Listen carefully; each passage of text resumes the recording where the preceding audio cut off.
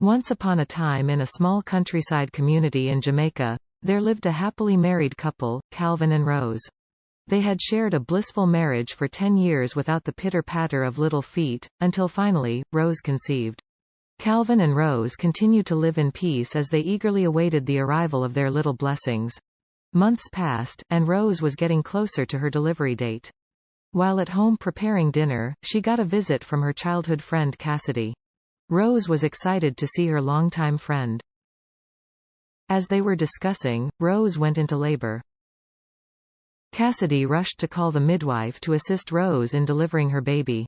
After a few hours of labor resulting in a stillborn baby boy, Rose was still recovering and unaware of the heartbreaking news. When Calvin got home from work to meet the midwife and Rose's childhood friend Cassidy, who broke the sad news to him, he was mixed with different emotions, sadness, anger, and a sense of loss. As he wept, he tried to console his wife on the loss of their son. As the days went by, Calvin tried his best to comfort his wife, but she was inconsolable. Rose eventually slipped into severe depression, despite the efforts of the midwife and other health personnel who treated her with various medicines.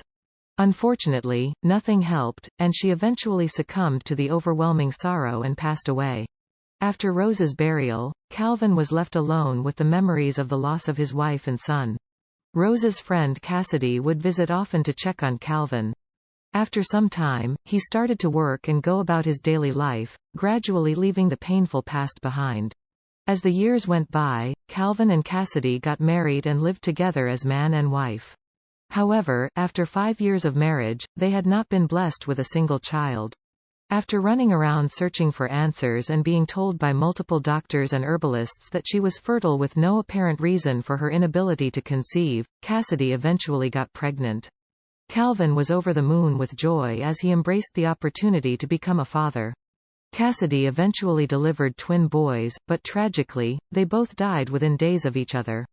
It remained a mystery, as no one could determine why two seemingly healthy babies would perish without any apparent cause.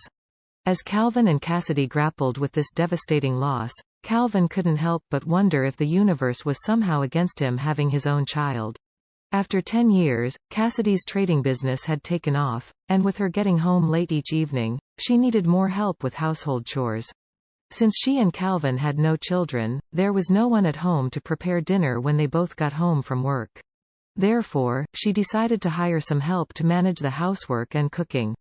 Haley, a beautiful young girl from the neighboring community, lived with her mother, Martha, in a small home at the bottom of the hill. Despite her mother's wishes, Haley was very hardworking.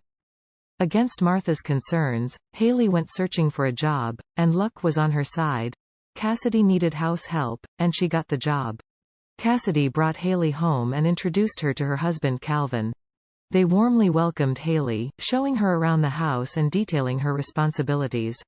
Haley agreed to work during the daytime, with the flexibility to return home each evening once her tasks were completed. Eager to begin, Haley started her work immediately. Each evening, when Haley returned home, she would share details about her day at Calvin and Cassidy's house with her mother, Martha. Martha often asked Haley to express her gratitude and often expressed a desire to visit Haley's employers to thank them for employing her daughter and treating her well. Haley promised that once she was settled in, she would invite her mother over to express their thanks to Calvin and Cassidy. As the weeks went by, Calvin found himself smiling and cheerful once again, especially when Haley was around. He began to see Haley as a daughter, considering that she was the same age his son would have been if he were alive. Things were going well for a while until one evening when Cassidy came home early. To her surprise, she found her husband Calvin chatting and laughing with Haley in the kitchen. When Cassidy burst in, she asked Haley to leave the kitchen. From that day on, Cassidy became hostile towards Haley, and eventually, she tried to fire her. However, Calvin intervened, demanding to know what Haley had done to warrant being relieved from her duties. When Cassidy couldn't provide any valid reasons, Calvin dismissed her, reminding her that it was his house. Ever since that day, Cassidy made it her duty to mistreat and insult Haley whenever Calvin wasn't around. Throughout this time, Haley remained respectful and dedicated to her duties. Frustrated by her unsuccessful attempts to make Haley quit her job, Cassidy sought advice from one of her friends. Unfortunately, this friend further corrupted her thinking, convincing Cassidy that Haley was having an affair with her husband Calvin. Believing this, Cassidy felt compelled to get Haley out of her home at all costs. While going home, Cassidy thought of ways to make Haley less favorable in Calvin's eyes, hoping to influence him to fire her. The following day, while Haley was making dinner, Cassidy asked her to fetch a drink of water, which Haley did. In the moments Haley walked away, Cassidy added extra pepper and salt to the meal. While eating dinner, Calvin spat the food out, his mouth burning from the excessive pepper and salt. He asked Cassidy for a glass of water and inquired about the cook. Without hesitation, Cassidy wasted no time in scolding Haley, accusing her of trying to poison them. With tears in her eyes, Haley apologized, stating that she had only used a small amount of salt and pepper, and she didn't know what happened. Calvin reassured her, telling her it was fine and to be careful next time, to which she agreed. This went on for some weeks. Cassidy continued to come up with one thing or another to implicate Haley. Eventually, Haley informed both Calvin and Cassidy that she would be finishing the week of work and wouldn't be resuming. Calvin, desperate to understand why Haley wanted to quit, learned that her mother needed her at home because she was ill. Calvin understood and asked Haley to let him know before leaving so he could provide financial assistance for her sick mother. Haley thanked him and continued her duties. This infuriated Cassidy as she realized that Calvin was very fond of Haley, and she wasn't going to have it. Her misguided notion that Haley wanted to destroy her marriage further angered her, fueling her determination to rid herself of Haley. The day came for Haley to collect her payment for the week and leave. Calvin was still at work, so he left an envelope with some money for Haley. Cassidy handed Haley 2 envelopes, stating the second one was her own little goodbye gift. Haley thanked her and bid her farewell. Haley made it out onto the street, relieved to be free of Cassidy's troubles and daily insults, when suddenly she heard Cassidy yelling, "Stop her, she's a thief." Before Haley could figure out what was happening, she was restrained by members of the community. Upon asking what she did, Cassidy stepped forward to accuse her of stealing business documents and money from her home. Haley tried to explain that Cassidy had given her both envelopes, but no one wanted to listen. The police were called, and Haley was taken into custody. When Calvin got home, his wife Cassidy told him about Haley stealing from them and being caught by members of the community. Calvin couldn't believe his wife, but after being told by several neighbors that they caught Haley with the documents, Calvin became confused. Morning came, and Calvin decided to pay a visit to the police station to see Haley and find out what happened for himself. As Haley sat there crying, she pleaded her innocence, sharing that Cassidy gave her both envelopes. Calvin told the police he didn't want to press charges, but they refused to release Haley since the person pressing charges wasn't Calvin, and his wife refused to release Haley. Calvin went home furious, questioning why his wife, Cassidy, was so wicked and heartless. He pleaded with her to release Haley, especially considering her sick mother. However, Cassidy remained unfazed by her husband's pleas. She insisted that the documents Haley supposedly stole were hers, claiming to have witnesses, and declared that Haley would not be released until she was charged in court. Back in the neighboring community, at Haley's home, her sick mother Martha stayed up all night, eagerly waiting for her return. When Haley didn't show up, Martha rose early and decided to find her daughter's employers, even though she had never met them. Fortunately, Haley had given her directions to their house, including their address. Haley's mother, Martha, arrived at Calvin and Cassidy's home. Before she could knock, she heard voices inside yelling. Undeterred, she approached and called out. Calvin went to check who was at the door. When he asked who Martha was, she introduced herself as Haley's mother. Martha demanded to see her daughter. Calvin asked her to calm down, assuring her that Haley would be okay. They just had a misunderstanding with his wife. Martha wanted to know what Haley did, emphasizing that her daughter was well-behaved and mannerable, never causing trouble. Calvin explained the accusations against Haley. When Martha pleaded for her daughter's release, vouching for Haley's innocence, Calvin listened. Overhearing what Calvin was telling Haley's mother, Martha, Cassidy stormed into the living room, raining insults at Martha. Accusing her of raising a husband snatcher and a thief, Cassidy's words overwhelmed Martha. Despite the insults, Martha begged for her daughter's release, steadfast in her belief that Haley was not a thief. Calvin asked Cassidy to keep quiet, but she continued hurling insults at Martha. Suddenly, Cassidy raised her hand in an attempt to hit Martha, but Martha held her arm and recognized a birthmark. Martha asked if Cassidy had ever been to her community around 18 years ago on a particular evening. Cassidy denied knowing what Martha was talking about. As Martha took a closer look at her face, she suddenly yelled out, "Yes, it's you. I remember you and that birthmark on your hand. You are the woman that threw away a newborn baby wrapped in a pink blanket with the initial, 18 years ago in the far bushes." Cassidy continued to deny knowing what Martha was talking about until Calvin, confused, asked what was going on. He turned to Cassidy to find out when she had a child, given that the only children they had were the twin boys who died within a week after their birth. Calvin became angry and demanded an explanation from his wife, Cassidy. He threatened to alert the authorities if she didn't confess to whatever she had done. With fear and discomfort in her eyes, Cassidy began to mumble with her words, unable to say what needed to be said. Eventually, Calvin alerted the authorities. After the arrival of the authorities, Martha further narrated that one evening, while picking herbs in the bushes, she saw two women arguing about whether to leave a baby to her doom or get rid of her on the spot.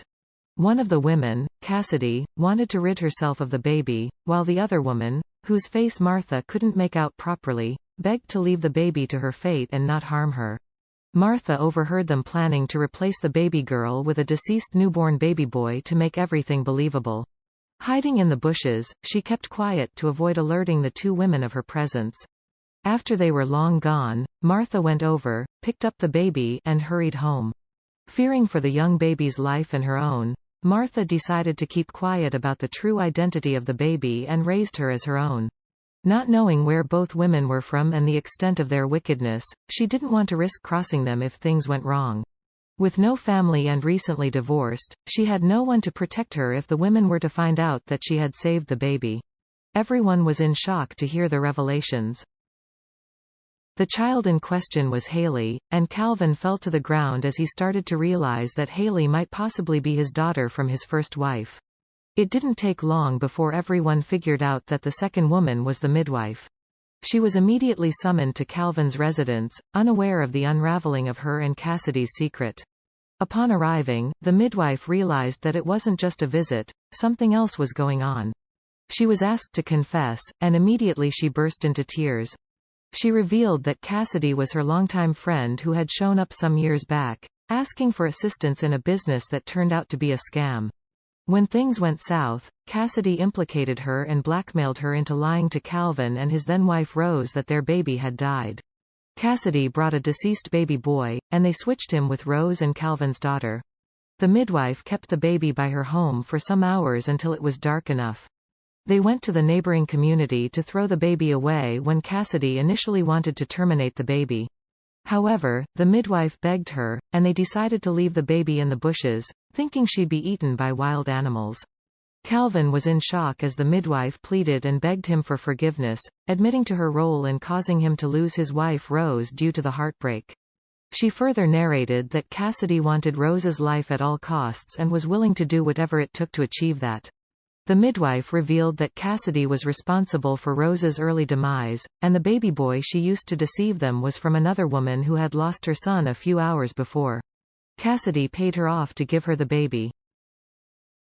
At this point, all of Cassidy's plotting and evil deeds were exposed.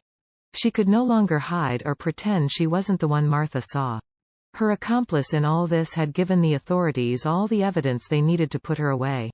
Cassidy had crafted this deadly scheme due to her jealousy of Rose and Calvin's life.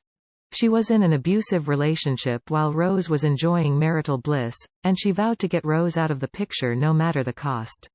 Both Cassidy and the midwife were escorted out of Calvin's home, facing serious charges.